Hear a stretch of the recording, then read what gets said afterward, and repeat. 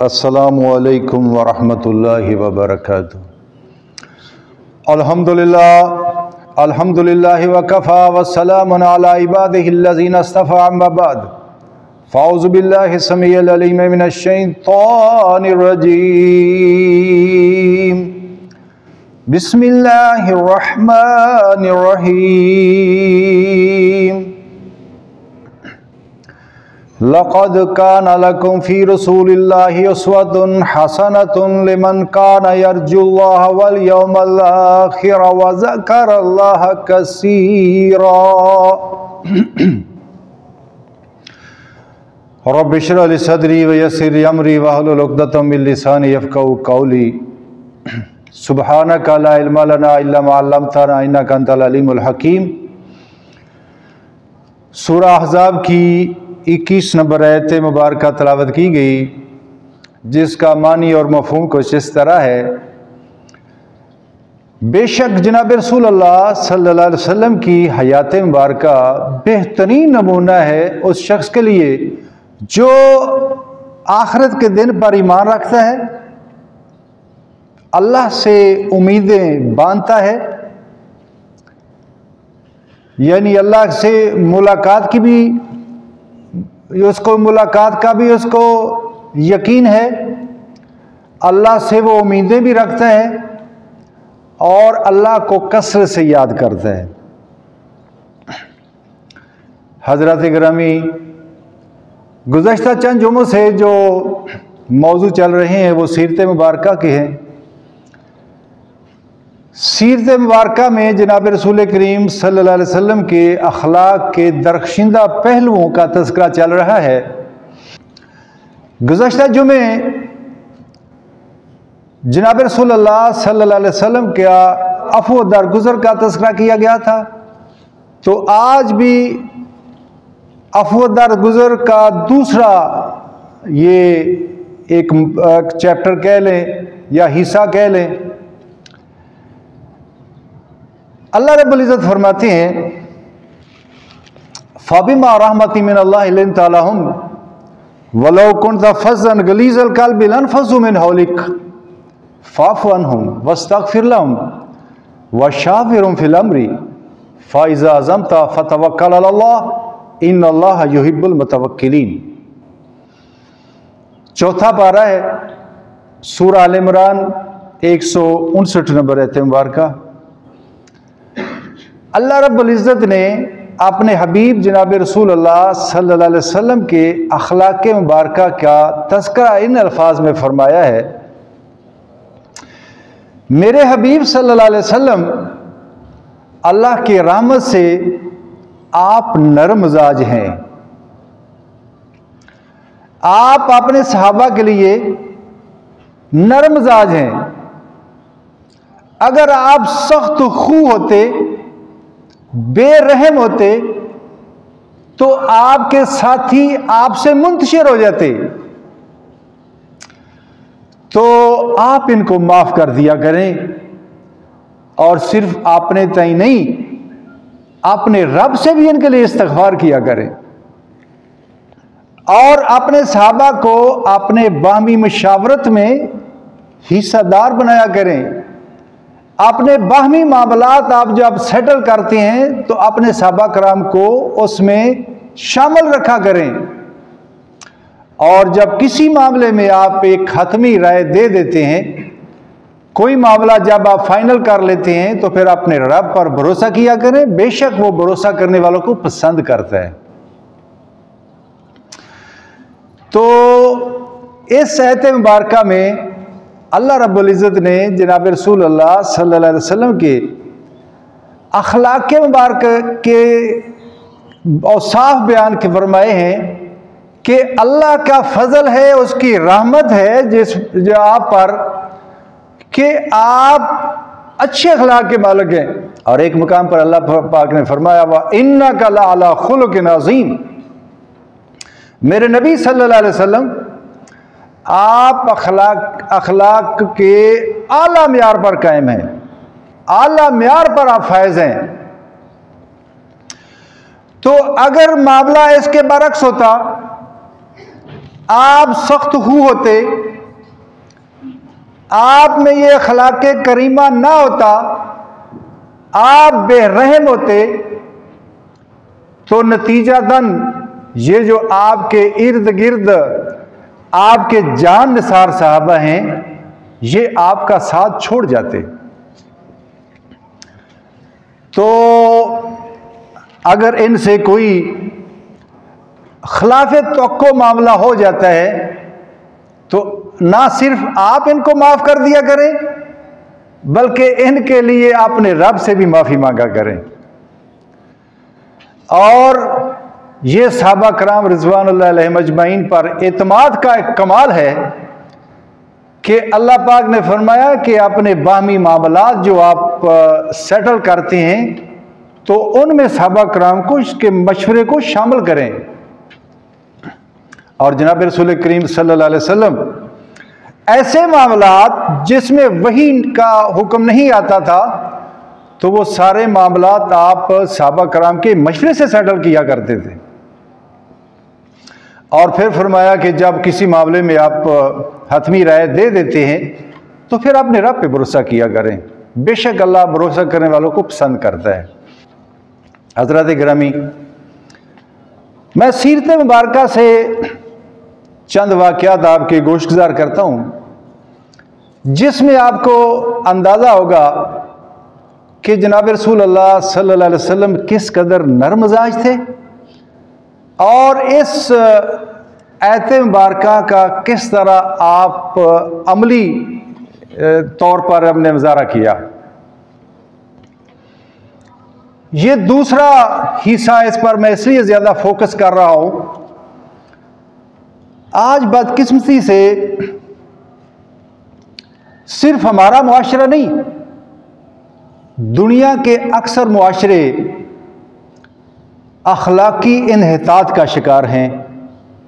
और ख़ास तौर पर हम ऑब्ज़र्व करते हैं अपनी सोसाइटी में, अपने मुआशरे में जिस कदर दौलत की रेल पेल हो रही है, लोग अखलाके हसना से महरूम हो रहे हैं। जब गुर्बत का आलम था, लोगों में आपस में प्यार मोहब्बत था।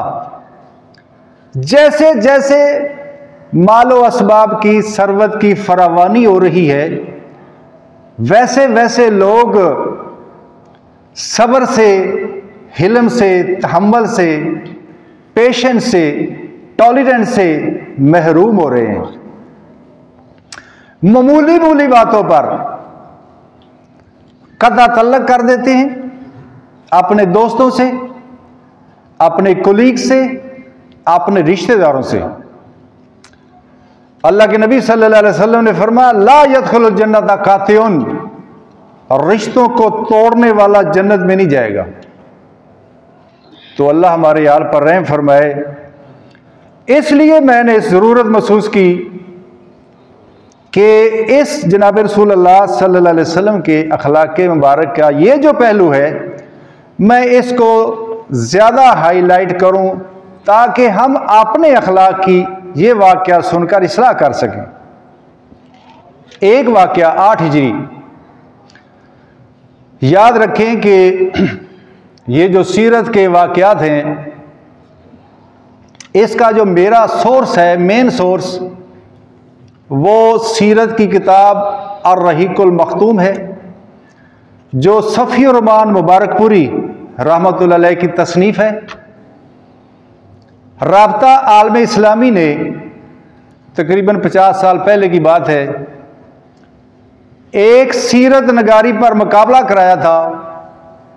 उसमें कुल 180 नुस्खे सेलेक्ट हुए थे, जिनमें से ये नुस्खा इसको टॉप पे आया था। इसको 50,000 सऊदी रियाल इनाम मिला था। और इस किताब अर्रहीकुल मख्तूम की ये एक नुमाया पहलू ये भी है कि ये बेसिकली तो अरबी ज़बान में है, लेकिन इसका उर्दू तर्जमा भी सफ़ी रहमान मुबारकपुरी रहमतुल्लाह अलैह ने खुद किया है। और मेरे मुताले में जितनी आज तक सीरत की किताबें गुजरी हैं, उनमें से यकीन जाने कमाल तहरीर है और मुस्नद हवालों से ये बातें उन्होंने की है। तो इसलिए मैं ये कहता हूं कि आप अपने घर में इसको ज़रूर एक जेवर की तरह को रखें, अपने घर में इसको, अपने बच्चों को, अपनी फैमिली को इसको वो पढ़ाएं इनको। तो उसमें ये वाक़या दर्ज है, फतह मक्का के मौके पर जनाब रसूलुल्लाह सल्लल्लाहु अलैहि वसल्लम ने जब मक्का फतह कर लिया, आपने बैतुल्लाह का तवाफ़ किया और बैतुल्लाह के अंदर खड़े होकर आपने अपने रब की हम्द व सना की और फरमाया, या अय्युहन्नासु इन्ना खलक़नाकुम मिन ज़करिन व उन्सा व जअलनाकुम शुअबन व क़बाइला लिताअरफ़ू इन्ना अक्रमकुम इंदल्लाहि अत्क़ाकुम। और फरमाया, ऐ कुरैश कुरैश, तुम्हें मालूम है आज मैं तुम्हारे साथ क्या सलूक करने लगा हूं। अल्लाहु अकबर। सारे कुरैश आपके सामने जमा है और उनके सामने 21 साल की फिल्म चल रही थी और उनकी टांगें लर्ज रही थी और वो डर रहे थे कि आप दरबार रिसालत से हमारे बारे में न जाने क्या फैसला होगा। तो आपने फरमाया कि गुरहे कुरैश, आज मैं तुम्हारे साथ वो सलूक करूंगा जो जनाब यूसुफ अलैहिस्सलाम ने अपने भाइयों से किया था। फरमाया, ला तस्रीब अलैकुम अल-यौमा इज़हबू फअंतुम तुलक़ा, जाओ आज के दिन तुम पर कोई सरजनिश नहीं, कोई तुम्हारा मुआखजा नहीं, तुम सब आजाद हो। सिर्फ 9 अशखास। आपने फरमाया कि ये 9 अशखास हैं, ये अगर बैतुल्लाह के अंदर गिलाफ पकड़े हुए भी नजर आए तो इनको कत्ल कर दो, उधर ही कत्ल कर दो। उनमें भी 5 अशखास जिनमें इकरम नबी जेल भी हैं रज़ी अल्लाह तआला अन्हु, वो हजूर की खिदमत में हाजिर हुए, कदमों में गिर गए, हजूर ने माफ कर दिया सल्लल्लाहु अलैहि वसल्लम। सिर्फ 4 अशखास, इब्ने खतल, उसकी लौंडी अरनब, 2 लौंडियां थी जिनका कत्ल का फैसला हुआ, एक ने हजूर की आगोश में बना ले ली, एक नहीं आई करीब तो उसके कत्ल का फैसला हो गया। तीसरा शख्स हारिस और मकीस बिन सबाबा चौथा आदमी है। इन 4 आदमियों को कत्ल कर दिया गया। इनके जराइम की फहरिस्त ज्यादा लंबी थी, मुर्तद इनमें से बाद मुर्तद हो गए थे। बाकी सारे मक्के को जनाब रसूलुल्लाह सल्लल्लाहु अलैहि वसल्लम ने माफ कर दिया। हजरत गिरामी, फातहीन दुनिया में बड़े हुए हैं, आप उनकी तारीख निकाल कर देख ले। फातेह जब अपने दुश्मनों को मगलूब कर लेता है तो उसका रवैया आम माफी का नहीं होता, वो फिर इज्जत वालों को जलील करता है और जो जलील उस माशरे के होते हैं उनको आला मकाम पर बैठा के उनसे इंतकाम लेता है। इसकी बेहतरीन मिसाल जो है ईस्ट इंडिया कंपनी और अंग्रेज यूके बरतानिया, जब इस बरसगीर में उन्होंने हम पर गलबा हासिल किया, मुसलमानों पर गलबा हासिल किया, तो उन्होंने ऐसा ही किया था। और ये ज़िम्नन में मैं आपको बात कर दूं, आज जो हमारे बड़े बड़े फ्यूडल आर्ट्स हैं ये सारे अंग्रेज के परवरदा हैं और इन्होंने अंग्रेज को राजी किया था और अंग्रेज ने इनकी वफादारियों के सिले में इनको नवाजा था।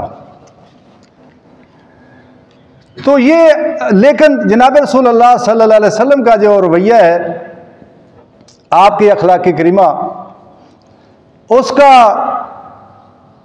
पूरी इंसानी तारीख में कोई नज़ीर नहीं मिलती।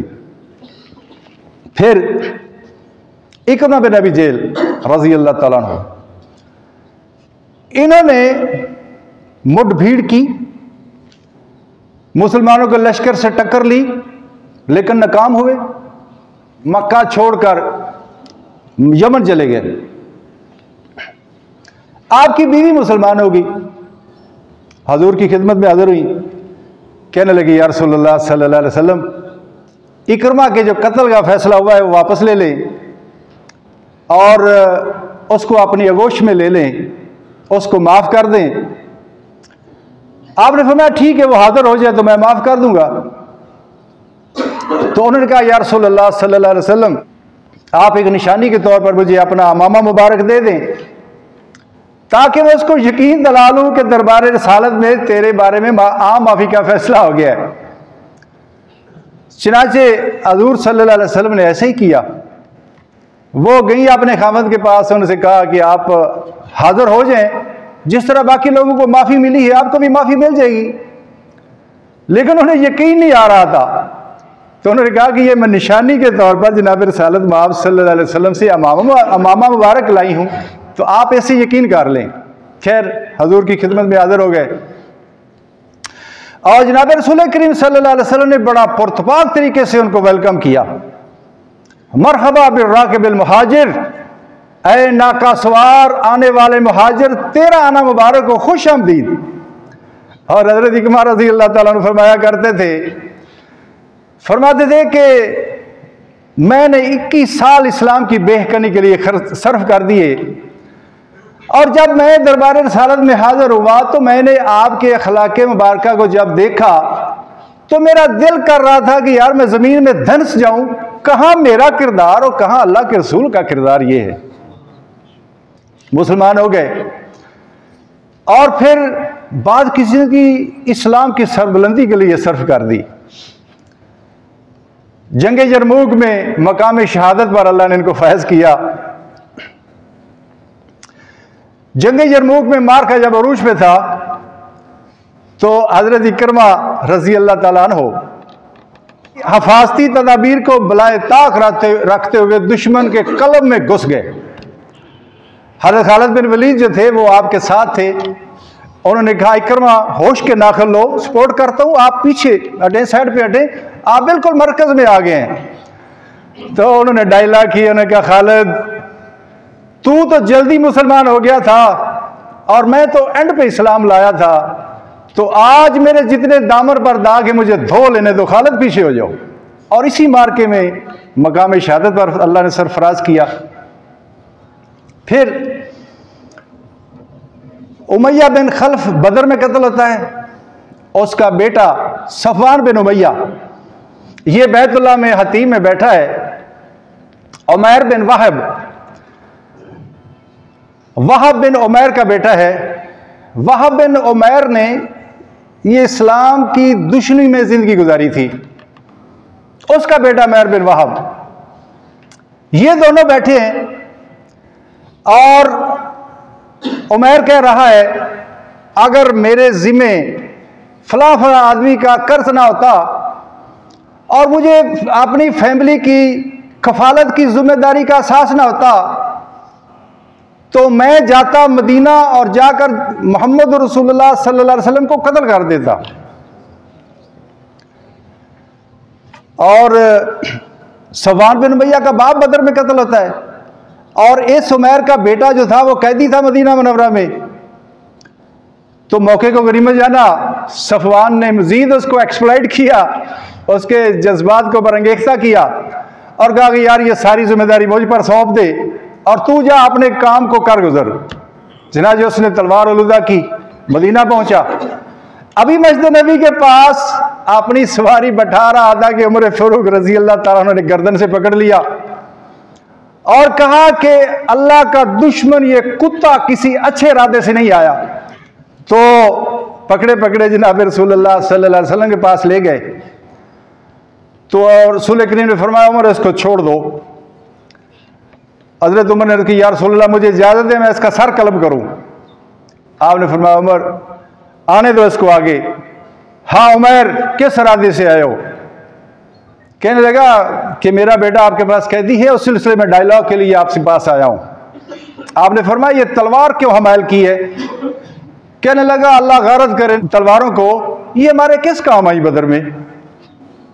आपने पूरी वो स्टोरी जो उन्होंने सफवान बिन उमैया के साथ की थी वो पूरी स्टोरी आपने रिपीट कर दी उसके सामने और वो तो विरता हैरत में डूब गया। उसने कहा अशहदु अल्ला इलाहा इल्लल्लाह वहदहु ला शरीका लहु व अशहदु अन्ना मुहम्मदन अब्दुहु व रसूलुहु। कहने लगे या रसूलुल्लाह सल्लल्लाहु अलैहि वसल्लम, आप मक्का में फरमाया करते थे कि मेरे पास अल्लाह की वही आती है, तो हम यकीन नहीं करते थे, लेकिन आज मुझे यकीन हो गया है कि वल्लाही मेरे और सफवान के अलावा कोई तीसरा आदमी नहीं था, और हमने इसको मोस्ट कॉन्फिडेंशियल रखा था ताकि किसी को भिनक न पड़े इस वाक़े की। तो मैं इसकी बात की गवाही देता हूं कि वाह वाकई आप अल्लाह के रसूल हैं, और अल्लाह ने आपको वही के जरिए मुत्तले किया है, वरना और कोई इतला नहीं हो सकती थी जो मेरे से पहले आपको इतला दे दे। उसके बाद ये गए, मुसलमान हो गए, मक्का में जाकर इस्लाम की तबलीग की, और सफवान बिन उमैया से भी कहा। सफवान बिन उमैया पीछे कहा करता था कि अनकरीब आप एक ऐसी खबर सुनेंगे कि जिससे जो कुश्तगाने बदर हैं आप उनके भी गम को भूल जाएंगे। और लोग पूछते थे ऐसी क्या खबर है, वो कहता मैं आपको सरप्राइज दूंगा। और किसी ने आकर बता दिया कि जो बंदा भेजा था ना जिस काम के लिए, वो तो खुद मुसलमान हो गया है। तो उसने कहा, उसको मजीद उसको लान तान भी की और कहा कि मैं इससे कभी तलक नहीं रखूंगा, ना ऐसे हम कलाम हूंगा। खैर हजरत उमर रजी अल्लाह ताला अन्हु गए सफवान बिन उमैया के पास और उससे कहा कि यार अल्लाह के नबी की तारीफें की, हकायक बयान किए, और वो ले आए मदीना मुनव्वरा में सफवान बिन उमैया को। तो जनाब रसूल करीम सल्लल्लाहु अलैहि वसल्लम ने उनको दीन की दावत दी, और उन्होंने कहा कि या रसूलल्लाह सल्लल्लाहु अलैहि वसल्लम मुझे कुछ टाइम दे हफ्ते का। आपने फरमाया इससे ज़्यादा टाइम ले ले। खैर सोचो विचार के बाद आखिरकार वो भी मुसलमान हो गए, और अल्लाह के नबी सल्लल्लाहु अलैहि वसल्लम ने उनको भी माफ़ कर दिया। फिर और वाक़या क्या तैफ का है, जब मक्का वालों ने कसमें खा ली कि हम ना इस शख्स की बात सुनेंगे, ना अमल करेंगे, ना कुरान सुनेंगे, और इस्लाम को फैलने में पूरी तवानाइयां सर्फ कर देंगे कि रुक जाए। जनाब रसूल करीम सल्लल्लाहु अलैहि वसल्लम ने अपनी दावत को आम करने के लिए आप तैफ तशरीफ ले गए। वहां के जो सरदार थे अबद जलैल, मसूद और हबीब, उनको दीन की दावत दी, लेकिन उन जालिमों ने बजाय इसके कि एक मेहमान का इकराम किया जाए, उन्होंने अपने शहर के जो अबाश थे उनको पीछे आपके लगा दिया। वो आपको पत्थर मारते हैं, कई किलोमीटर तक उन्होंने आपका पीछा किया, और आपका जिस्म मुबारक लहू लुहान हो गया, जूता मुबारक खून से अट गया, यहाँ तक कि रबिया के बाग में आपने पनाह ली।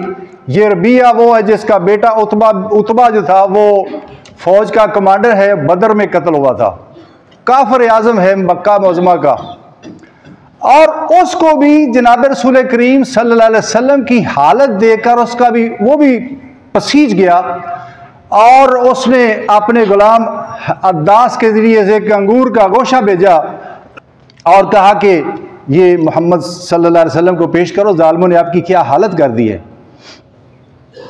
तो वो अद्दास आपके पास वो अंगूर का गोशा लेकर आए, आपने बिस्मिल्लाह पढ़कर उसमें खाया और अद्दास को भी दावत दी दीन की। तो हजरत अद्दास ने कहा कि ये जो कलमा बिस्मिल्लाह का पढ़ा है, तो ये कलाम यहाँ के लोग तो नहीं पढ़ते। तो आपने फरमाया मैं कि अल्लाह के नबी हूँ, और आप कहाँ के रहने वाले हैं? उन्होंने कहा जी मैं नैनवा का रहने वाला हूँ। आपने फरमाया अच्छा, तो मेरे भाई यूनुस के इलाके की हैं। और उन्होंने कहा आप किस तरह यूनुस को जानते हैं? आपने फरमाया वो भी अल्लाह के नबी थे, मैं भी अल्लाह का नबी हूँ। खैर एक तो ये इनको भी अल्लाह ताला ने मुशर्रफ इस्लाम किया, मुसलमान हुए। इस मौके पर करने सालब एक मकाम है, यहाँ जब आप पहुँचे तो आपने अल्लाह से अपनी शिकायत की। आपने अर्ज किया अल्लाह मुझे किन लोगों के हवाले करता है जो मुझ पर तशद्दुद करते हैं, तो मैं अपनी बेबसी, लाचारगी और नाकदरी का आपसे ही शिकवा करता हूँ। तो जिब्राइल अलैहिस्सलाम हाजिर हो गए और उन्होंने कहा या रसूलल्लाह सल्लल्लाहु अलैहि वसल्लम, ये मेरे साथ पहाड़ों का फरिश्ता है, आप इसको हुक्म दें तो तैफ की बस्ती को चक्की के दो पाटों के दरमियान जिस तरह दाना पिसता मैं इस तरह पीस के रख दूं। तो तो आपने फरमाया इलाही ये मेरी कौम मुझे नहीं समझती, इनको हदायत दे दे। आपने फरमाया अगर ये लोग हदायत नहीं लाए तो मैं उम्मीद करता हूँ कि इनकी नस्लें ज़रूर हदायत पर आएंगी। और हज़रत गिरामी उसी बनु सकीफ़ के मोहम्मद बिन कासिम रहमतुल्लाह अलैह जो 712 में हिंदुस्तान पर, जिन्होंने राजा दाहर पर हमला किया और यहाँ इस्लाम लाने वाले बर्र सगीर में बनु सकीफ़ के हैं, तो जिनकी वजह से हम और आप आज मुसलमान हैं, ये भी जनाब रसूल अल्लाह सल्लल्लाहु अलैहि वसल्लम के अखलाक हसना का एक नतीजा है। आपने उस कौम को भी माफ़ कर दिया। तो अल्लाह ताला से दुआ है कि अल्लाह हमारे अंदर भी ये सिफ़ात पैदा फरमाए। वाखिर दावाना अनिल हम्दुलिल्लाहि रब्बिल आलमीन व मा अलैना इल्लल बलागुल मुबीन।